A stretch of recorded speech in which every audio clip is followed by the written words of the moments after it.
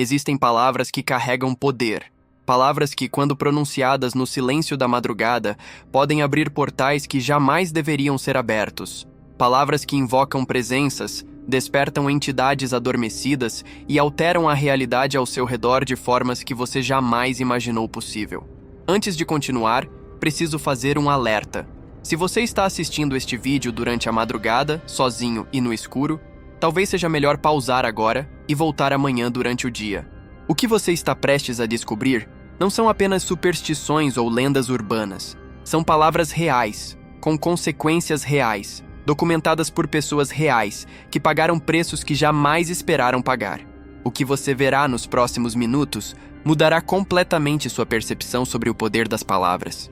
Você conhecerá relatos de pessoas comuns que, por curiosidade ou descrença, pronunciaram certas palavras durante as horas mais sombrias da noite e descobriram da pior forma possível que algumas combinações de sons são muito mais do que meras vibrações no ar.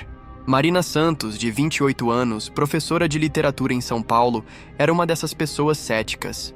Em março de 2023, enquanto corrigia provas até tarde em sua casa vazia, ela encontrou um post em um fórum obscuro sobre palavras de invocação.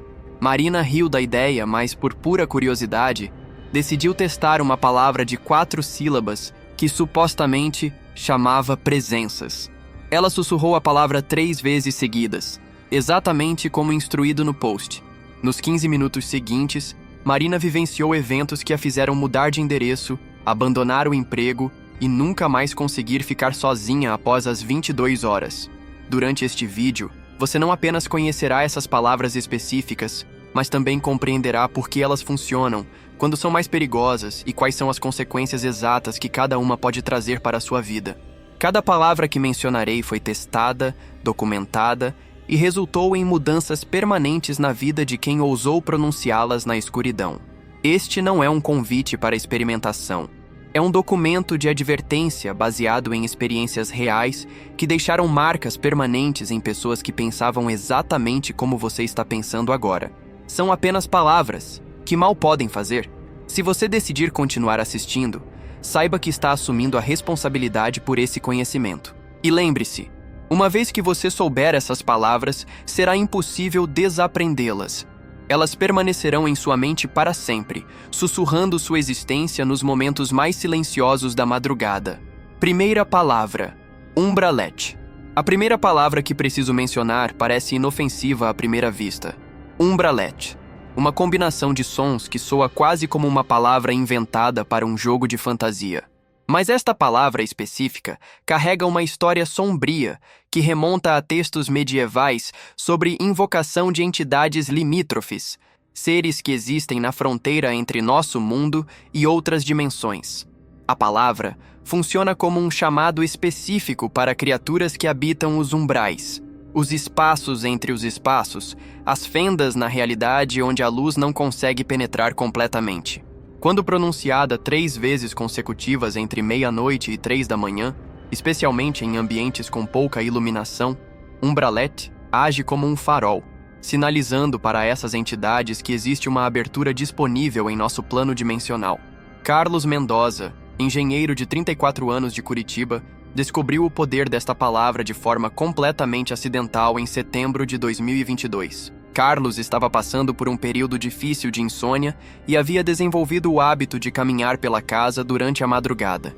Em uma dessas caminhadas noturnas, ele encontrou um livro antigo que havia herdado de sua avó, um volume sobre práticas espirituais antigas, escrito em português arcaico. Folheando o livro por curiosidade, Carlos encontrou uma página com várias palavras estranhas e suas supostas funções.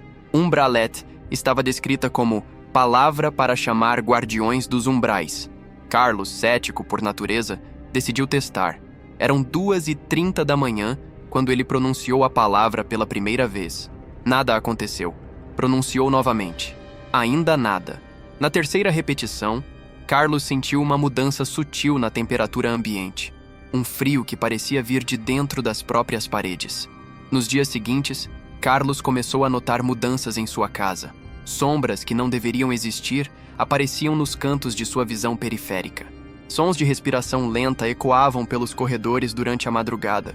Objetos pequenos, canetas, chaves, óculos, começaram a desaparecer e reaparecer em locais impossíveis, como dentro de gavetas que ele tinha certeza de ter verificado minutos antes. O aspecto mais perturbador eram os visitantes umbralette, como Carlos passou a chamá-los. Figuras altas e esguias que se materializavam parcialmente em sua visão periférica, sempre próximas a portas e janelas. Eles nunca se manifestavam completamente, mantendo-se sempre na fronteira entre o visível e o invisível, como se respeitassem algum tipo de regra dimensional que os impedia de cruzar totalmente para nosso plano.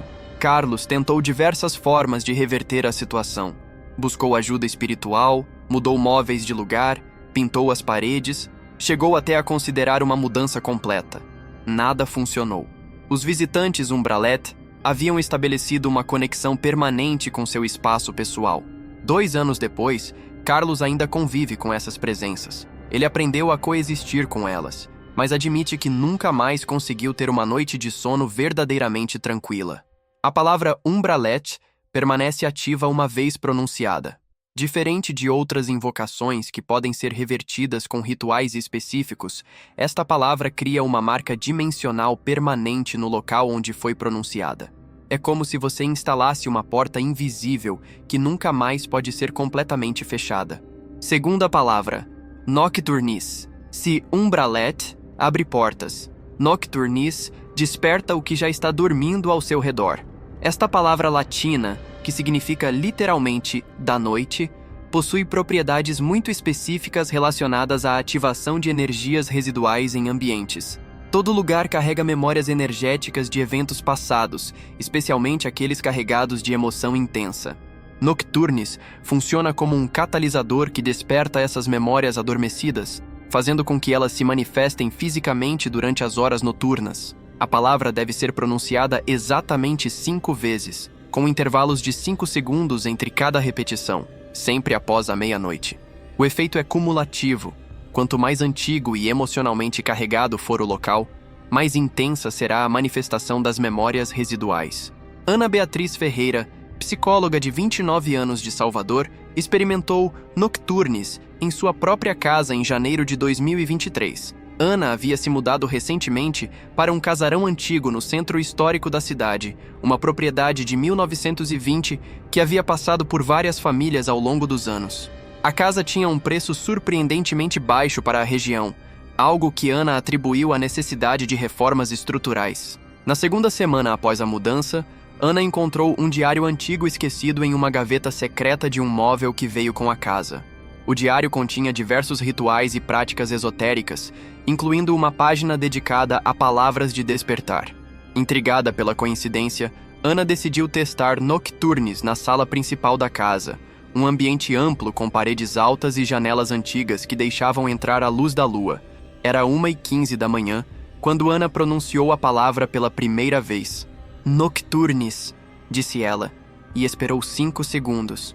Nocturnis, repetiu, sentindo um formigamento estranho no ar ao seu redor. Na terceira repetição, ela notou que os sons externos da rua haviam cessado completamente, como se uma bolha de silêncio tivesse se formado ao redor da casa. Na quarta repetição, as sombras na sala começaram a se mover independentemente de suas fontes de luz. Na quinta e última repetição, Ana sentiu uma presença múltipla se materializando ao seu redor. O que aconteceu nas horas seguintes transformou completamente a compreensão de Ana sobre a história de sua casa. Começaram a se manifestar cenas do passado, como projeções translúcidas que se sobrepunham à realidade atual. Ana viu uma família da década de 1940 jantando na mesma sala onde ela estava. Viu uma mulher chorando desesperadamente enquanto segurava uma carta amarelada. Viu crianças brincando com brinquedos antigos que faziam ruídos reais e audíveis. Mas as manifestações não se limitaram a memórias felizes ou neutras. Ana também testemunhou discussões violentas, momentos de desespero profundo, e uma cena particularmente perturbadora de um homem idoso que parecia estar passando pelos últimos momentos de vida, sozinho e aparentemente em grande sofrimento físico. O efeito de nocturnis durou 3 dias consecutivos. Durante esse período, Ana mal conseguiu dormir, pois as manifestações se intensificavam durante as horas mais profundas da madrugada. ela descobriu que sua casa havia sido palco de nascimentos, mortes, separações dolorosas, reconciliações emocionantes e pelo menos 2 mortes que não haviam sido naturais. Informações que ela posteriormente confirmou através de pesquisas nos arquivos históricos da cidade. Após os 3 dias, as manifestações cessaram gradualmente, mas deixaram uma marca permanente na percepção de Ana sobre sua casa. Ela passou a sentir as emoções residuais de forma sutil, mas constante. Certos cômodos emanavam sensações específicas: tristeza profunda no quarto principal, alegria infantil na antiga sala de brinquedos, ansiedade intensa na cozinha. Ana ainda mora na mesma casa, mas nunca mais se sentiu verdadeiramente sozinha. Ela descreve a sensação como dividir o espaço com ecos emocionais de pessoas que já não existem fisicamente, mas que deixaram partes de si mesmas impregnadas nas paredes, no ar, na própria estrutura da realidade do lugar. Terceira palavra: revocatum. Aqui chegamos a uma palavra que muitos consideram a mais perigosa de todas as invocações noturnas. Revocatum não chama a entidades externas nem desperta memórias do passado. Esta palavra latina, que significa chamado de volta, possui a capacidade de invocar aspectos sombrios da própria personalidade do pronunciante, partes da psique que normalmente permanecem dormentes e controladas durante a vigília consciente. Quando pronunciada 7 vezes seguidas, sempre em voz baixa mas clara, entre 2 e 4 da manhã, revocatum age como um desinibidor psíquico poderoso, liberando impulsos, memórias reprimidas e aspectos da personalidade que a mente consciente mantém cuidadosamente suprimidos. O resultado é uma espécie de possessão interna, onde a pessoa mantém controle físico do corpo, mas sua personalidade consciente é temporariamente subjugada por versões mais primitivas e instintivas de si mesma. Dr. Ricardo Almeida, psiquiatra de 45 anos do Rio de Janeiro, teve uma experiência com revocatum que mudou não apenas sua vida pessoal, mas também sua abordagem profissional em relação à psicologia profunda. Em outubro de 2022, Ricardo estava passando por um período de questionamento pessoal intenso. Após 20 anos de carreira ajudando outros a lidar com seus demônios internos, ele começou a questionar se realmente conhecia os seus próprios. Durante uma conferência sobre aspectos sombrios da psique humana, Ricardo ouviu uma palestra sobre rituais antigos de autoconhecimento. Uma das práticas mencionadas envolvia o uso de palavras de revelação interna para acessar camadas profundas da personalidade. Intrigado pela possibilidade de experimentar na própria pele aquilo que estudava teoricamente, Ricardo decidiu pesquisar mais sobre o assunto. Encontrou revocatum em um texto acadêmico sobre práticas psicológicas medievais. A descrição era fascinante. Uma palavra capaz de dissolver temporariamente as barreiras do ego consciente, permitindo que aspectos reprimidos da personalidade se manifestem sem filtros sociais ou morais. Para um psiquiatra acostumado a lidar com conceitos como id, ego e superego, a ideia parecia uma oportunidade única de exploração experimental. Era 3h45 da manhã de um sábado, quando Ricardo se posicionou em frente ao espelho de seu escritório particular e começou o processo. Revocatum, sussurrou a primeira vez, observando seu próprio reflexo. Revocatum, repetiu, notando uma mudança sutil em sua expressão facial. Na terceira repetição, seus olhos pareciam diferentes, mais intensos, quase predatórios. Na quarta repetição, Ricardo sentiu uma desconexão estranha, como se estivesse observando a si mesmo de fora. Nas 3 repetições finais, algo fundamentalmente diferente assumiu o controle de sua consciência. O que emergiu não era uma entidade externa, mas sim uma versão de Ricardo que ele nunca havia permitido existir conscientemente. Uma versão sem filtros sociais, sem considerações morais, sem as camadas de condicionamento civilizatório que haviam moldado sua personalidade adulta. Esta versão falava com sua voz, mas dizia coisas que o Ricardo consciente jamais pensaria. Expressava desejos que ele havia suprimido por décadas, revelava ressentimentos profundos que nem sabia que existiam, manifestava uma crueldade que o aterrorizou por vir de dentro de si mesmo. Durante 2 horas, Ricardo assistiu, Impotente, mas consciente, enquanto essa versão sombria de si mesmo explorava sua casa, seus pertences, suas memórias. Viu-se queimando fotografias de relacionamentos passados enquanto ria de forma que jamais havia rido. Viu-se escrevendo cartas cruéis para colegas de trabalho, cartas que expressavam críticas brutalmente honestas que havia mantido em silêncio por anos. Viu-se destruindo objetos que representavam conquistas profissionais, como se quisesse se libertar de uma vida que, no fundo, considerava uma prisão. O aspecto mais perturbador foi a lucidez dessa versão sombria. Não era uma manifestação caótica ou irracional. Era Ricardo em sua forma mais crua e honesta, livre das máscaras sociais e profissionais que havia construído ao longo da vida.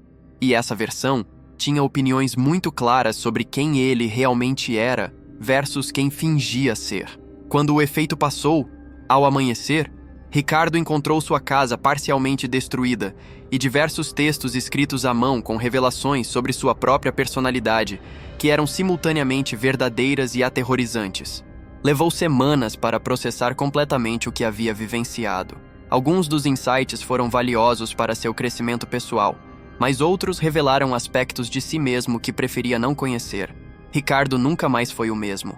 Passou a questionar constantemente se suas decisões vinham de sua personalidade consciente ou se eram influenciadas por esse outro Ricardo que agora sabia existir dentro dele. Desenvolveu uma hipervigilância em relação aos próprios pensamentos e motivações que, ironicamente, afetou sua capacidade de ajudar pacientes com questões similares. Revocatum não apenas revela quem você é por baixo das camadas sociais, força você a confrontar partes de si mesmo que talvez seja melhor deixar dormindo. Quarta palavra: temporalis. Existem palavras que afetam o espaço, outras que afetam a mente e algumas raras que afetam a própria percepção do tempo. Temporalis é uma dessas palavras excepcionais. Quando pronunciada corretamente, exatamente 9 vezes, com respirações profundas entre cada repetição, sempre entre 3 e 5 da manhã, esta palavra latina cria distorções temporais localizadas que podem durar de minutos a horas. A palavra não viaja no tempo no sentido literal, mas sim cria bolsões temporais, onde a percepção e experiência do tempo se tornam completamente alteradas. Dentro dessas bolsões, minutos podem parecer horas, ou horas podem passar como segundos. Mais perturbador ainda, algumas pessoas relatam experienciar simultaneamente múltiplas velocidades temporais, criando uma sensação de existir em várias linhas de tempo paralelas. Juliana Carvalho, arquiteta de 31 anos de Belo Horizonte, teve sua primeira experiência com temporalis em dezembro de 2022, durante um período de intenso estresse profissional. Juliana estava trabalhando em um projeto com prazo impossível e havia desenvolvido o hábito de trabalhar durante toda a madrugada. Foi durante uma dessas noites de trabalho intenso que ela encontrou a palavra em um fórum online sobre técnicas para alterar percepção de tempo durante estudos intensivos. A descrição prometia que temporalis poderia expandir a percepção temporal, permitindo maior produtividade durante períodos curtos. Para Juliana, que precisava desesperadamente de mais tempo para completar seu projeto, a ideia parecia uma solução perfeita, mesmo sendo cética quanto à eficácia. Eram 4h20 da manhã quando Juliana decidiu testar. Ela se posicionou em seu escritório, cercada por plantas desenhos arquitetônicos, e começou o ritual. Temporalis. Pronunciou lentamente, respirou fundo, contou até 5. Temporalis. Repetiu, sentindo uma estranha sensação de leveza no ar ao redor. Na terceira repetição, Juliana notou que o relógio digital em seu computador parecia estar funcionando mais lentamente. Na quinta repetição, os ponteiros do relógio de parede pareciam quase parados. Na nona e última repetição, Juliana entrou em uma realidade onde o tempo não funcionava como deveria. O que ela experimentou nas horas seguintes desafia qualquer explicação lógica. Juliana passou o que subjetivamente sentiu como 15 horas trabalhando em seu projeto, completando desenhos detalhados, fazendo cálculos complexos, revisando cada detalhe com perfeição. Ela tomou várias pausas para café, comeu um lanche, chegou até a tirar um cochilo. Quando finalmente decidiu verificar o horário, esperando que fosse meio-dia ou tarde, descobriu que eram apenas 5h40 da manhã. Apenas 1 hora e 20 minutos haviam se passado no mundo exterior. Inicialmente, Juliana pensou que havia dormido e sonhado com todo o trabalho. Mas ao verificar seu computador, encontrou todos os arquivos novos, os desenhos completos, as modificações implementadas. O trabalho estava lá, real e detalhado, resultado de 15 horas de esforço concentrado, comprimidas em pouco mais de 1 hora de tempo real. Fascinada pelo resultado, Juliana decidiu repetir o experimento na noite seguinte. Desta vez, a experiência foi completamente diferente. Ela pronunciou temporalis 9 vezes como antes, mas entrou em uma bolsão temporal onde o tempo se movia extremamente devagar. Cada segundo parecia durar minutos. Cada movimento que ela fazia parecia acontecer em câmera lenta. Pegar uma xícara de café se tornou uma jornada épica que parecia durar horas. Quando finalmente conseguiu sair dessa bolsão temporal distorcida, descobriu que havia passado 6 horas vivenciando o que pareceram dias inteiros de lenta agonia. As experiências subsequentes com temporalis se tornaram cada vez mais imprevisíveis. Às vezes, Juliana experimentava a aceleração temporal, conseguindo completar tarefas complexas em minutos. Outras vezes, enfrentava a desaceleração extrema, onde cada segundo se estendia em eternidades de consciência aprisionada. A mais perturbadora foi uma experiência onde ela vivenciou múltiplas velocidades temporais simultaneamente. Parte de sua consciência se movia rapidamente, enquanto outra parte estava praticamente congelada no tempo. Após 2 semanas de experimentação, Juliana começou a notar efeitos colaterais permanentes. Sua percepção natural de tempo se tornou completamente desregulada. Ela perdeu a capacidade de estimar durações corretamente, chegava atrasada ou extremamente adiantada em todos os compromissos, e desenvolveu uma ansiedade crônica relacionada à passagem do tempo. O aspecto mais assustador foi a percepção de que o tempo, para ela, havia se tornado elástico permanentemente. Mesmo sem pronunciar temporalis, Juliana ocasionalmente entrava espontaneamente em pequenas distorções temporais, especialmente durante momentos de estresse ou cansaço extremo. Ela descreve a sensação como viver em um mundo onde os relógios mentem constantemente, onde o tempo é uma substância instável que pode se esticar ou contrair sem aviso. Juliana ainda lida com essas distorções temporais 3 anos depois. Ela desenvolveu estratégias para conviver com a condição, mas admite que nunca mais conseguiu ter uma relação normal e intuitiva com a passagem do tempo.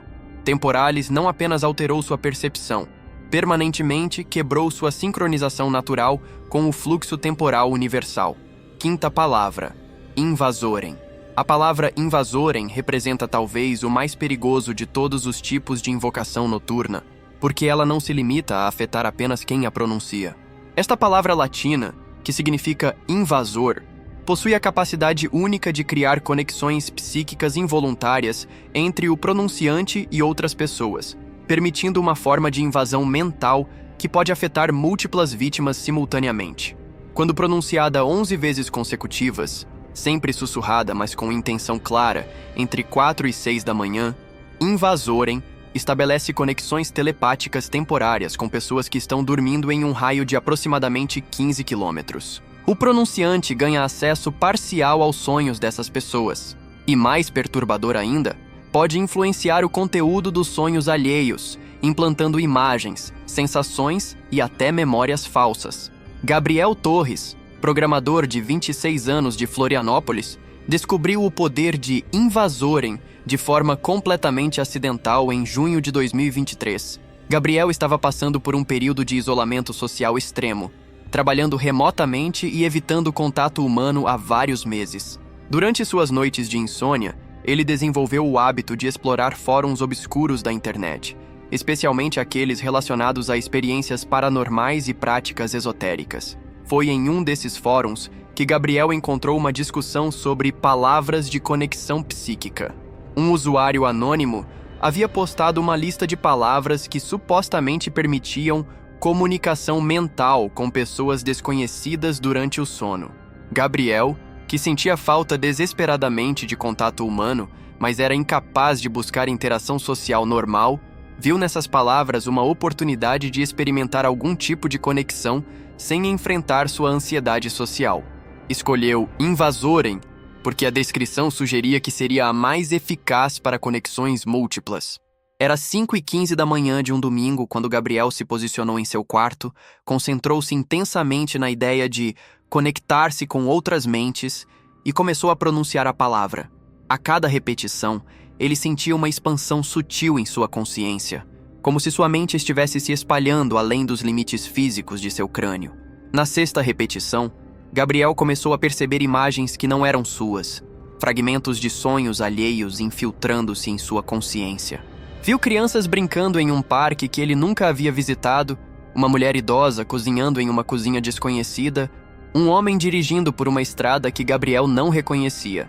Na nona repetição, ele não apenas via esses sonhos, mas começou a sentir as emoções dos sonhadores: alegria infantil, nostalgia maternal, ansiedade rodoviária. Na 11ª e final repetição, Gabriel descobriu que podia influenciar ativamente os sonhos que estava observando. Com um simples foco mental, ele conseguiu alterar o parque dos sonhos infantis, transformando o playground alegre em um ambiente sombrio e ameaçador. Modificou a receita que a mulher idosa estava preparando, fazendo com que os ingredientes se transformassem em substâncias nojentas. Fez com que a estrada do motorista se tornasse um labirinto sem saída, criando uma sensação de desespero crescente. O que começou como curiosidade logo se transformou em compulsão. Gabriel descobriu que podia saltar de sonho em sonho, invadindo as mentes de dezenas de pessoas a cada noite. Ele se tornou uma presença parasita nos sonhos alheios, alimentando-se das experiências oníricas de outros para compensar sua própria carência de interação social. Mas invasorem exige um preço. Cada invasão de sonho deixa uma marca psíquica tanto no invasor quanto na vítima. Gabriel começou a acumular fragmentos das personalidades e memórias das pessoas cujos sonhos ele invadia. Lentamente, sua própria identidade começou a se fragmentar e se confundir com elementos das mentes que ele havia violado. Pior ainda foram as consequências para suas vítimas involuntárias. Pessoas em toda a região de Florianópolis começaram a relatar pesadelos recorrentes envolvendo uma presença sombria que invadia seus sonhos e os transformava em experiências aterrorizantes. Muitas desenvolveram distúrbios de sono, ansiedade noturna e até mesmo sintomas semelhantes ao transtorno de estresse pós-traumático. Tudo causado por invasões oníricas que elas não conseguiam compreender ou explicar. Gabriel só percebeu a extensão dos danos quando começou a encontrar, por acaso, algumas de suas vítimas na vida real. Em um supermercado, ele reconheceu instantaneamente uma mulher cujos sonhos havia invadido repetidamente. Ela parecia exausta, abatida, com olheiras profundas e uma expressão de medo constante. Ao ouvir uma conversa telefônica dela, Gabriel descobriu que ela estava passando por tratamento psiquiátrico devido a pesadelos traumáticos inexplicáveis. Esse encontro fez Gabriel perceber que havia se tornado um predador psíquico, causando sofrimento real a pessoas inocentes. Ele tentou parar de usar invasorem, mas descobriu que havia desenvolvido uma dependência psicológica das invasões oníricas. Sua mente havia se acostumado a se alimentar das experiências alheias, e a abstinência criava uma sensação de vazio mental quase insuportável. Até hoje, Gabriel luta para controlar os efeitos de invasorem. Mesmo sem pronunciar a palavra conscientemente, ele ainda ocasionalmente se encontra invadindo sonhos alheios durante seus próprios períodos de sono. Ele desenvolveu uma paranoia constante sobre a possibilidade de estar causando danos a pessoas desconhecidas, uma culpa que se intensifica cada vez que encontra alguém com sintomas de distúrbios de sono na região onde vive. Invasorem não apenas viola a privacidade mental alheia, cria um ciclo de dependência psíquica que transforma tanto o pronunciante quanto suas vítimas em prisioneiros de conexões parasitárias que podem durar indefinidamente. Sexta palavra, mortificum. Chegamos agora à palavra mais sinistra de todas as invocações noturnas. Mortificum, do latim portador da morte, não mata fisicamente quem a pronuncia, mas cria uma conexão permanente com energias necróticas que gradualmente drenam a vitalidade de tudo ao redor do pronunciante. Esta palavra funciona como um portal para o que muitos textos antigos chamam de reino dos não-vivos. Um plano dimensional onde residem ecos de consciências que já partiram, mas que se recusam a seguir adiante. A palavra deve ser pronunciada exatamente 13 vezes, cada repetição separada por 13 segundos de silêncio absoluto, sempre entre 5 e 6 da manhã. O momento que os ocultistas chamam de hora morta, quando o véu entre os mundos está mais fino. Uma vez pronunciada corretamente, mortificum estabelece uma marca necrótica permanente no pronunciante, transformando-o em um tipo de médium involuntário para entidades que existem no limiar entre a vida e a morte. Fernanda Oliveira, médica legista de 38 anos de Recife, teve sua experiência com mortificum em agosto de 2023, durante um período particularmente difícil de sua carreira. Fernanda havia passado meses lidando com uma série de mortes violentas e inexplicáveis na região, casos que a afetaram profundamente tanto profissional quanto emocionalmente. A exposição constante à morte havia criado nela uma curiosidade mórbida sobre o que acontece com a consciência após o falecimento. Durante uma pesquisa acadêmica sobre rituais de comunicação com mortos em diferentes culturas, Fernanda encontrou mortificum em um manuscrito medieval sobre necromancia médica, práticas que supostamente permitiam aos médicos comunicar-se com pacientes falecidos para obter informações sobre suas mortes. Para uma legista acostumada a buscar respostas em corpos silenciosos, a possibilidade de conversar com os mortos parecia simultaneamente fascinante e perturbadora. Era 5h42 da manhã de uma terça-feira, quando Fernanda decidiu testar a palavra em seu escritório no Instituto Médico Legal, um ambiente já naturalmente carregado com energias relacionadas à morte. Ela se posicionou entre duas mesas de autópsia vazias, respirou profundamente e começou o ritual. Mortificum, pronunciou claramente, depois contou 13 segundos em silêncio absoluto. Mortificum, repetiu, sentindo uma mudança palpável na atmosfera ao redor. Na quarta repetição, Fernanda notou que a temperatura ambiente havia caído drasticamente. Na sétima repetição, ela começou a ver figuras translúcidas se materializando nas bordas de sua visão periférica, silhuetas humanas que pareciam observá-la com curiosidade crescente. Na 10ª repetição, essas figuras se tornaram mais nítidas, revelando rostos de pessoas que Fernanda reconheceu. Eram indivíduos cujas autópsias ela havia realizado nos últimos meses. Na 13ª e final repetição, Fernanda estabeleceu contato direto com essas presenças. Elas não falavam com vozes audíveis, mas comunicavam através de impressões mentais diretas, transmitindo pensamentos, emoções e memórias diretamente para a consciência de Fernanda. O que ela descobriu através dessas comunicações mudou completamente sua compreensão sobre morte, consciência e a natureza da própria realidade. As entidades revelaram detalhes sobre suas mortes que não haviam sido descobertos durante as autópsias. Mostraram eventos que levaram aos seus falecimentos, identificaram assassinos em casos não resolvidos, revelaram a localização de evidências que haviam passado despercebidas pela investigação. Mas também transmitiram algo mais perturbador: a experiência subjetiva da morte e do que vem depois. Fernanda descobriu que a consciência não simplesmente desaparece com a morte física. Em vez disso, muitas entidades permanecem presas em um estado liminar, conscientes de sua condição, mas incapazes de seguir adiante por diversos motivos: traumas não resolvidos, culpa intensa, conexões emocionais obsessivas com o mundo dos vivos, ou simplesmente medo do desconhecido que vem após a transição completa. Essas entidades haviam encontrado em Fernanda, através de Mortificum, um canal de comunicação com o mundo físico.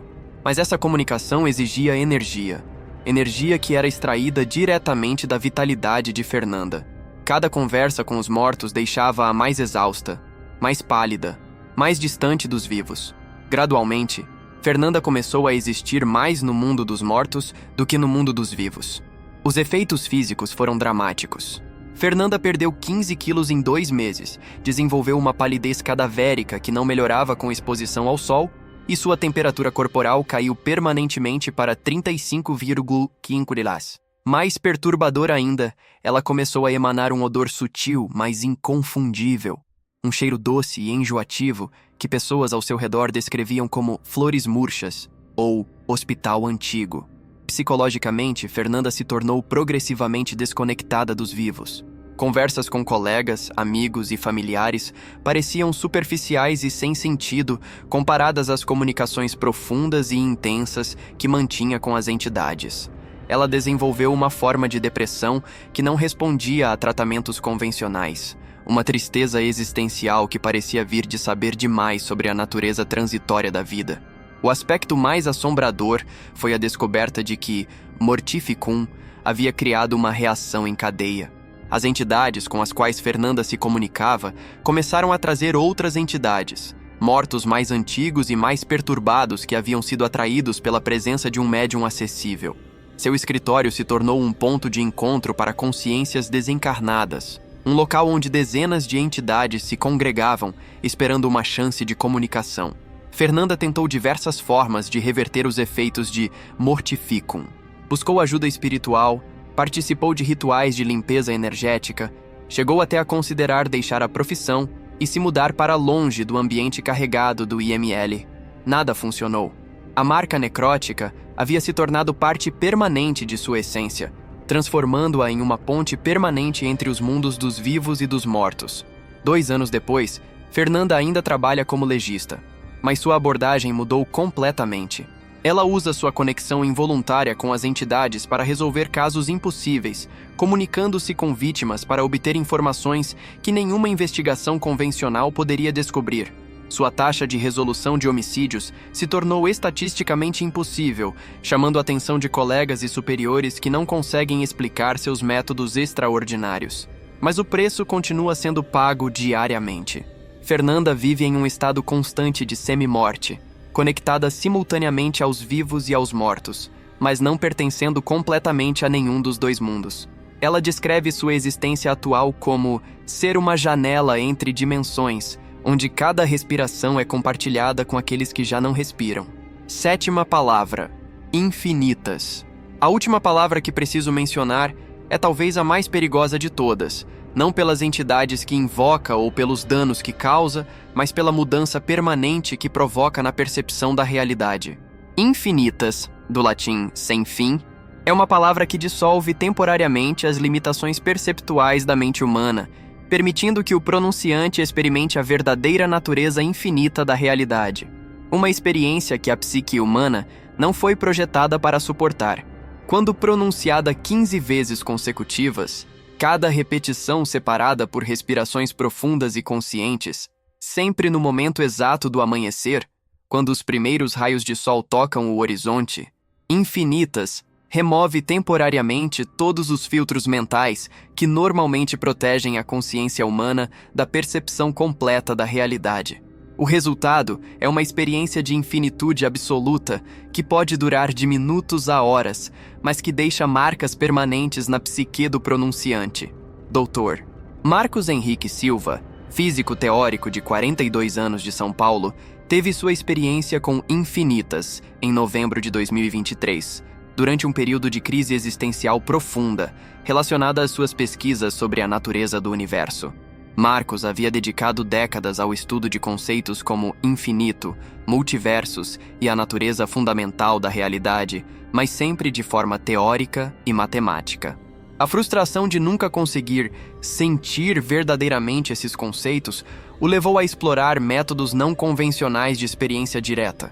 Foi durante uma pesquisa sobre estados alterados de consciência para a compreensão científica que Marcos encontrou referências a infinitas em textos sobre misticismo matemático medieval. A descrição prometia experiência direta da natureza infinita da existência, algo que parecia exatamente o que ele buscava como complemento às suas pesquisas teóricas. Marcos escolheu realizar o experimento em seu sítio isolado no interior, posicionando-se em uma colina com vista desobstruída do horizonte oriental. No momento exato em que o primeiro raio de sol apareceu no horizonte, ele começou a pronunciar infinitas. A cada repetição, ele sentia sua consciência se expandindo sutilmente, como se as bordas de sua percepção estivessem se dissolvendo gradualmente. Na 5ª repetição, Marcos começou a perceber camadas de realidade que normalmente permaneciam invisíveis. Via simultaneamente o presente, passado e futuro do local onde estava, observando árvores crescendo e morrendo em ciclos temporais comprimidos. Na 10ª repetição, sua percepção se expandiu para incluir não apenas múltiplas linhas temporais, mas múltiplas dimensões espaciais, revelando versões paralelas da realidade existindo simultaneamente no mesmo espaço. Na 15ª e final repetição, Marcos experimentou o que pode apenas ser descrito como infinitude absoluta. Sua consciência se expandiu além de qualquer limite concebível, tornando-se uma com a totalidade da existência. Ele não apenas observava o universo, ele era o universo, experimentando simultaneamente cada partícula, cada pensamento, cada possibilidade que já existiu ou poderia existir. Durante essa experiência de infinitude, Marcos compreendeu verdades sobre a realidade que eram simultaneamente belas e aterrorizantes. Ele viu que cada decisão cria infinitas ramificações de realidade, que cada pensamento ressoa através de dimensões imensas, que a consciência individual é apenas uma faceta infinitesimal de uma consciência universal muito mais vasta. Mas também compreendeu que a mente humana, em sua forma atual, é fundamentalmente inadequada para processar essa quantidade de informação e perspectiva. O retorno à consciência normal foi traumático. Marcos descreveu a experiência como tentar forçar o oceano através de uma gota d'água, sua mente humana limitada tentando conter uma experiência de infinitude que era, por definição, impossível de ser contida. O resultado foi uma fragmentação permanente de sua percepção da realidade. Após infinitas, Marcos desenvolveu uma condição que ele mesmo chamou de Síndrome do Infinito. Sua mente manteve fragmentos da experiência de infinitude, fazendo com que ele percebesse constantemente múltiplas camadas de realidade simultaneamente. Conversações simples se tornaram impossíveis porque ele via todas as possibilidades infinitas de cada palavra pronunciada. Tarefas básicas como caminhar se tornaram desafiadoras porque ele percebia simultaneamente todos os caminhos possíveis que poderia tomar. O aspecto mais perturbador foi a perda permanente da sensação de individualidade. Marcos passou a existir em um estado de semifusão com a totalidade da realidade, consciente de si mesmo como um indivíduo, mas simultaneamente consciente de ser parte de algo infinitamente maior. Essa dupla consciência criou um tipo de dissociação existencial que nenhum tratamento psiquiátrico conseguiu resolver. Profissionalmente, os insights obtidos através de infinitas revolucionaram completamente o trabalho de Marcos. Ele passou a desenvolver teorias matemáticas e físicas que antecipavam descobertas científicas em décadas, como se tivesse acesso direto ao conhecimento fundamental do universo. Mas o preço foi a capacidade de viver uma vida humana normal. Marcos desenvolveu agorafobia severa, porque perceber a infinitude de possibilidades em qualquer ambiente se tornou psicologicamente esmagador. Ele criou rotinas extremamente rígidas para manter algum senso de limitação e controle em sua vida. Paradoxalmente, quanto mais ele tentava limitar sua experiência, mais consciente se tornava da natureza ilimitada da realidade. 3 anos depois, Marcos vive como um recluso funcional, mantendo contato com o mundo apenas através de suas pesquisas científicas. Ele descreve sua condição atual como ser consciente demais para ser humano, mas humano demais para ser consciente. A experiência de infinitas lhe deu acesso a verdades fundamentais sobre a realidade, mas há um custo que questiona se o conhecimento absoluto é compatível com a existência humana. Conclusão: o preço do conhecimento proibido.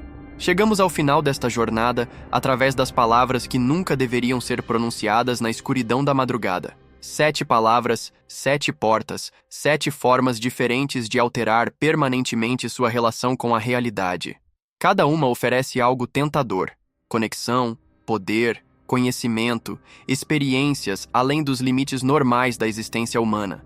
Mas todas cobram preços que raramente são compreendidos, até que seja tarde demais para voltar atrás. Marina, Carlos, Ana, Ricardo, Juliana, Gabriel, Fernanda e Marcos, 8 pessoas comuns que se tornaram portadores permanentes de mudanças que jamais poderão ser desfeitas. Suas histórias não são contos de ficção ou relatos exagerados. São documentações cuidadosas de como certas combinações de sons, pronunciadas nos momentos certos e com as intenções certas, podem romper barreiras que existem entre nossa realidade cotidiana e aspectos mais profundos e perigosos da existência.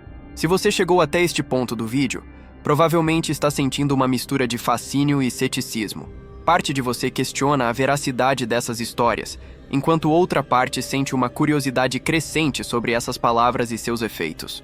Essa curiosidade é natural e compreensível, Mas é exatamente essa curiosidade que transformou 8 pessoas céticas em portadores permanentes de mudanças que jamais escolheriam conscientemente. A verdade sobre essas palavras é que elas funcionam independentemente da crença de quem as pronuncia. Ceticismo não oferece proteção contra seus efeitos. Na verdade, muitas vezes é exatamente o ceticismo que leva as pessoas a testá-las, assumindo erroneamente que, se não acreditar, nada acontecerá. Mas essas palavras não dependem de fé ou crença. Elas dependem apenas de vibração, intenção e timing. Cada palavra que mencionei permanece ativa agora em sua mente. Você as conhece, sabe como pronunciá-las, compreende os momentos específicos em que são mais eficazes. Essa informação não pode ser desaprendida. Ela se tornou parte permanente de seu conhecimento consciente, sussurrando sua existência nos momentos mais silenciosos da madrugada. Por isso, faço um último apelo. Trate este conhecimento com o respeito e cuidado que ele merece. Essas palavras não são ferramentas para experimentação casual ou curiosidade imprudente. São chaves para portas que, uma vez abertas, jamais podem ser completamente fechadas. Os preços que cobram são reais, permanentes e frequentemente muito maiores do que qualquer benefício que possam oferecer. Se, apesar de todos os avisos, você sentir uma compulsão irresistível para testar uma dessas palavras, lembre-se das 8 pessoas cujas histórias compartilhei. Cada uma delas pensou exatamente o que você está pensando agora. Cada uma assumiu que seria diferente, que poderia controlar os resultados, que poderia parar se as coisas saíssem do controle. A escuridão da madrugada guarda segredos que talvez seja melhor deixar não descobertos. Algumas portas devem permanecer fechadas. Algumas palavras devem permanecer não pronunciadas. Algumas verdades devem permanecer desconhecidas.